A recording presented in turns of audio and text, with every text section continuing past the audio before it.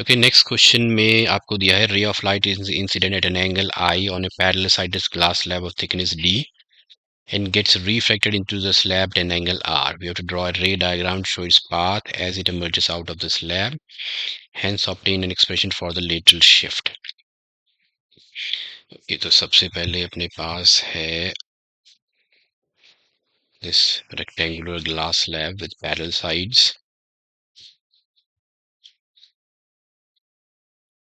Now अब इसमें आपको दे रखा है d is the thickness of the glass slab.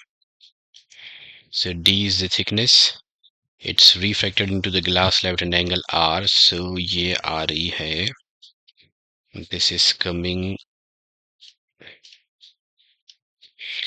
ray of light is incident. ये है normal. ये will be refracted towards the normal into the glass slab. ये again normal है. Now it will be bent away from the normal. It was supposed to go like this. तो अब इसमें जो ये है these are the normals with dotted lines. ये एक normal है इस फेस पे and this was a supposed path. अगर ये glass slab नहीं होता तो ये ray of light ऐसे जाती, लेकिन यहाँ से ये पहुंच गई है इधर, तो it has shifted here. यहाँ पे तो ये आपकी lateral shift है, तो ये lateral shift है, तो ये भी lateral shift है same. So इसको हम बोलते हैं lateral shift.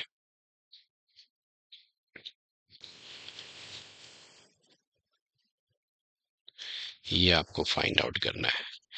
तो हम इसको एंगल ऑफ इंसिडेंस जो है आई है, ये पूरा एंगल ऑफ इंसिडेंस है, ये एंगल ऑफ रिफ्रैक्शन है.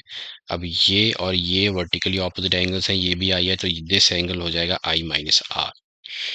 फिर अब ये नॉर्मल और नॉर्मल पैरेलल है, तो ये ट्रांसवर्सल है, ये ऑल्टरनेट इंटीरियर एंगल्स हैं, ये भी आर हो जाएगा. This I is this angle of emergence, ये दोनों इक्वल होते हैं, तो यहाँ पे मैं एंगल ऑफ इमर्जेंस की जगह आई ही लिख लेता हूँ. ओके, इसको थोड़ा सा कंप्लीट करते हैं.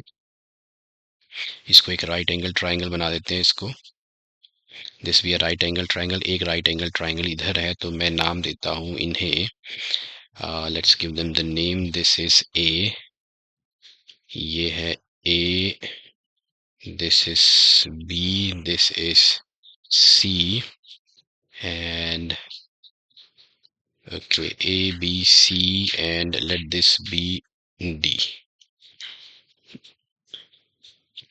सबसे पहले हम राइट एंगल ट्राइंगल लेते हैं, ये वाला A B C.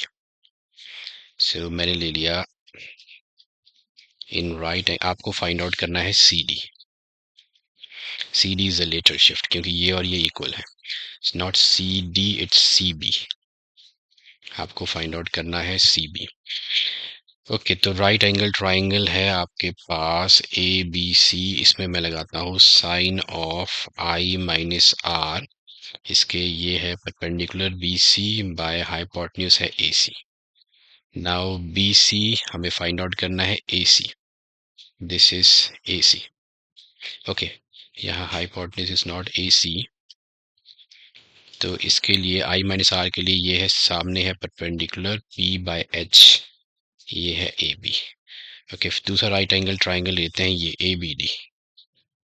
In right angle triangle A B D, इसमें लगाते हैं कॉस.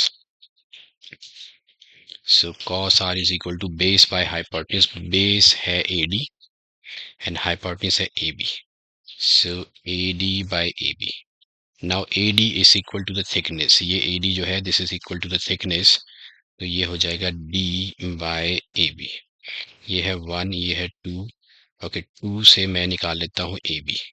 इसको क्रॉस किया तो A B is equal to हो जाएगा डी बाय कॉस आर. ये है पुट 2 in 1,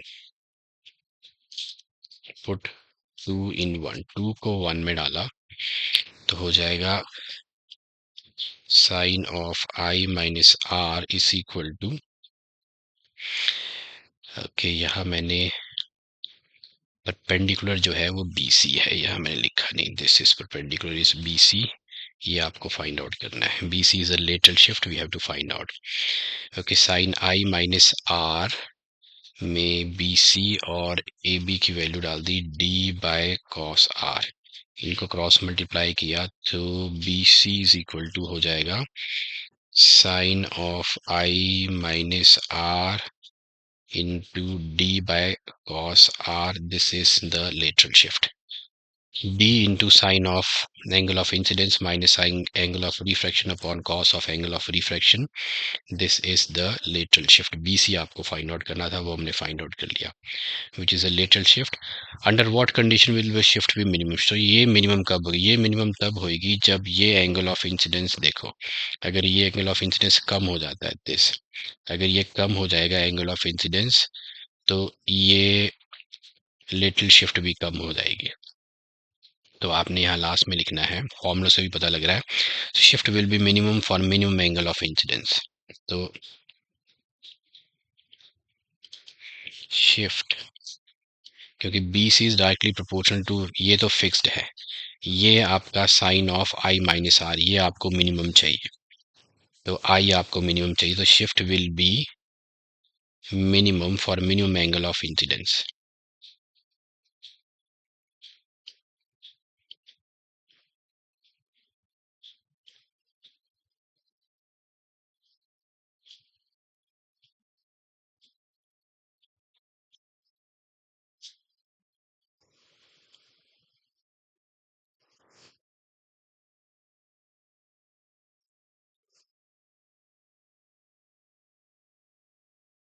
ये है, तो shift will be minimum for minimum angle of incidence.